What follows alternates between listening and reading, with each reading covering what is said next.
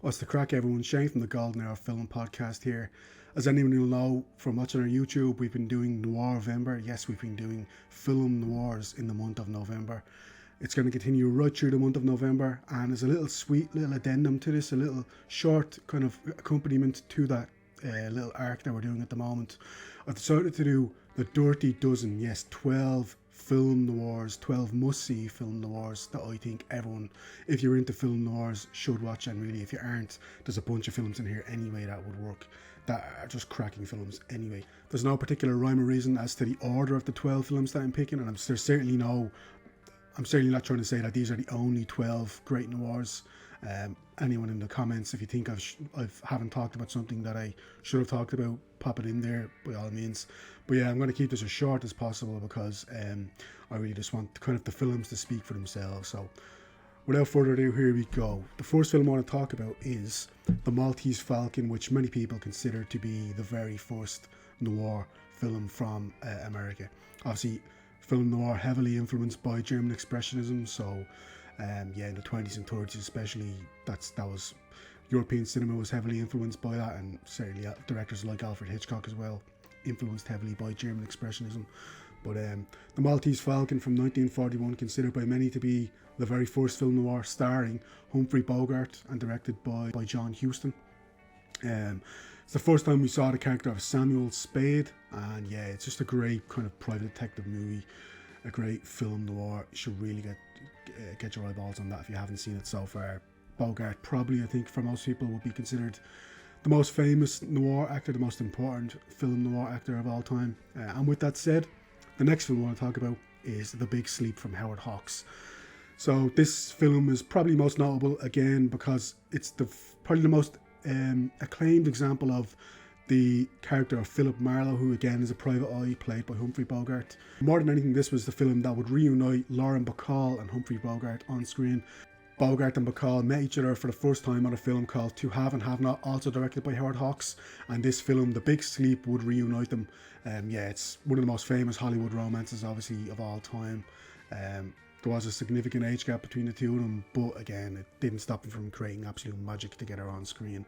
But obviously, they, by all accounts, had a very, very happy life together. So, it's one of the great Hollywood romances of the golden age of Hollywood, and The Big Sleep was a big, big part of that. And it's, again, one of the quintessential noir films starring, obviously, Humphrey Bogart as another great private eye, Philip Marlowe.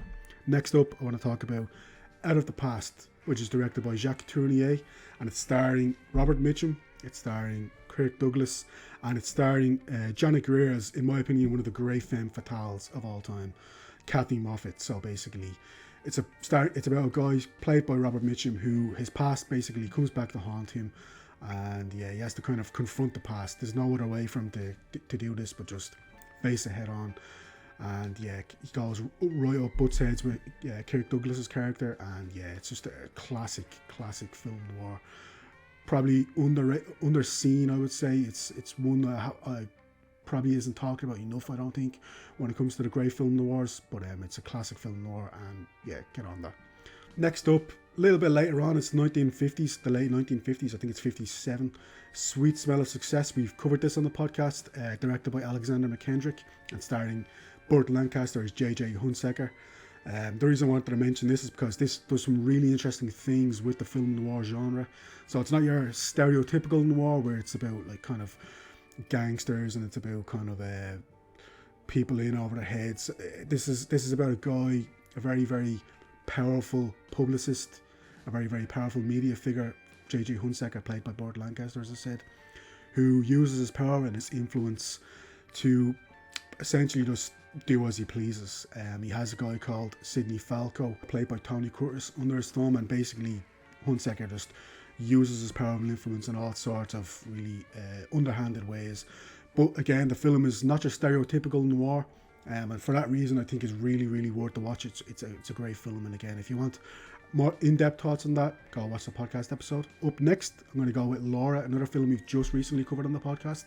Actually started off our film noir arc, so it's directed by Otto Preminger, and again, just quintessential noir. Preminger's first of a bunch of films, first of 6 films he directed over the course of about a decade in the film noir genre. It's just absolutely brilliant stuff here. essentially it's a murder mystery following a private detective, sorry, not a private detective, a police detective who is trying to solve the mystery of this woman who's been killed, but all sorts of twists and turns happen along the way. Oscar nominated in a bunch of different categories, including Best Supporting Actor. Yeah, it's really, really great stuff here, and go check it out. Again, check out the podcast episode if you want more in-depth thoughts there, but it's just, again, classic noir. Two Nicholas Ray noirs I want to speak about now. So the first one is They Live by Night, starring Farley Granger. So basically, one of the characters in this, played by Farley Granger, has just broken out of prison, and his past, again, kind of similar to Out of the Past, his past just keeps on coming back to haunt him. He wants to break away and make a new life for himself with this woman that he's fallen in love with. But yeah, it's not going to be so simple.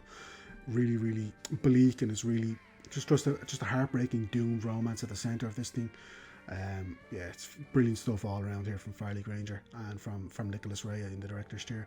Speaking of which, another Nicholas Ray film, and it's one of my favourite noir films of all time. Also starring Humphrey Bogart, the man, the myth, the legend, In a Lonely Place. So this came out the same year as a film I'm going to talk about a little bit later, but it came out in 1950, and it's starring a Hollywood writer who finds himself at the centre of a murder because, let's just say, something happens one night and he becomes prime suspect number one in the murder of a young woman. And because of his storytelling instincts and because of his propensity for the dramatic, he doesn't exactly do a lot to dissuade the police that he wasn't the culprit here in this particular case.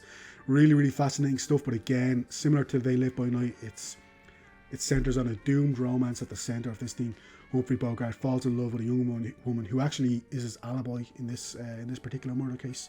I won't give too much away about the plot, but suffice to say, it's really, really riveting stuff here. So it's absolutely brilliant. By far, one of the most acclaimed film noirs of all time is Carol Reed's The Third Man. So starring Joseph Cotton, Alida Valli, and yeah, it's an incredible performance. One of the great kind of cinematic reveals of all time from a certain Orson Welles.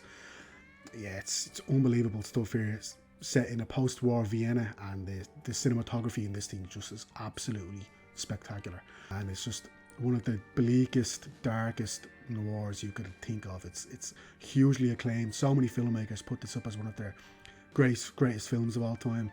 It's constantly cited as one of the great noirs of all time, and I absolutely co-sign that. It's an incredible film, one you really, really should seek out if you haven't seen it so far. Next up, a doubleheader from Orson Welles. Firstly, The Lady from Shanghai. Yes, it's the film that kind of would reunite him and his estranged wife Rita Hayworth for this film. So again, Welles and Hayworth is one of the most famous couples in Hollywood history. They got together, had this whirlwind romance. Hollywood were absolutely in love with them. Then they ended up separating, but they came back together for this film. They made one of the great noirs of all time, as it would turn out to be. As the film would go on, yeah, they would figure out that the marriage wasn't exactly salvageable, so they did end up separating. But yeah, it's one of the great kind of noirs of that particular time period, the late 40s.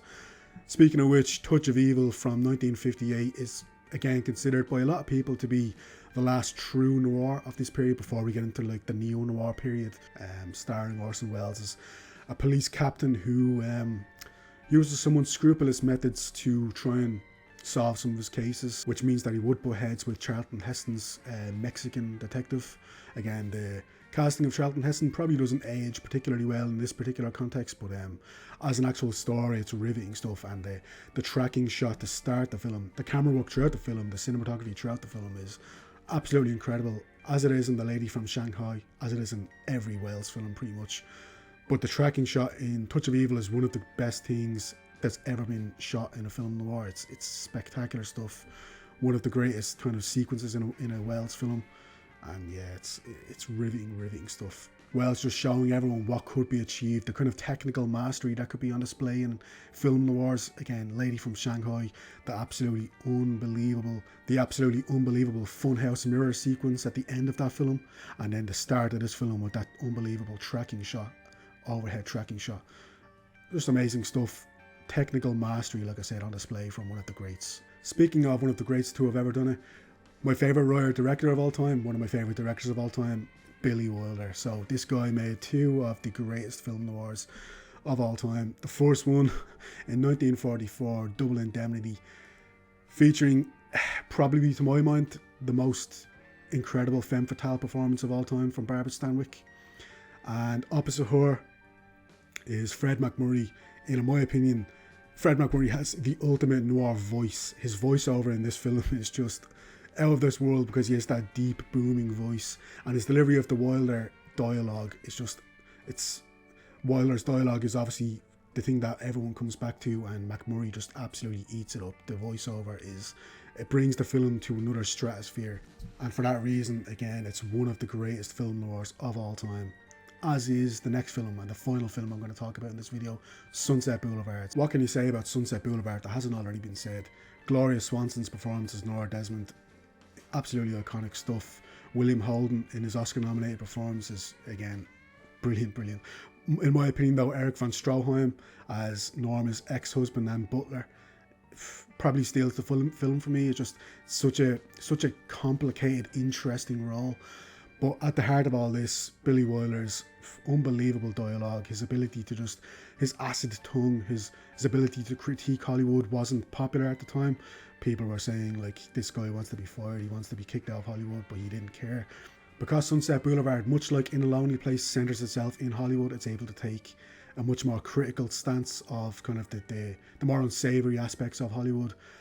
So yeah, it wasn't particularly two films that weren't particularly popular at the time, especially Sunset Boulevard from people within the industry, but two go on to be two of the all-time great films, film noirs, two of the all-time great films about Hollywood. And yeah, that's 12 film noirs that I think everyone should go out of their way to watch. Again, must see in my opinion, noirs. Not to say they're the only 12 films, there's a lot more films I could have talked about, but I just wanted to kind of keep this short. But yeah, that's just 12 film noirs that I think everyone should watch if you're into film noirs from the 1940s and 1950s, the golden era of film noirs, I would say. So yeah, check it out. Check if there's any of those films that you haven't seen. I don't think you can go wrong with any of those. And yeah, I'll check it out next time on one of these videos. But yeah, thanks everyone.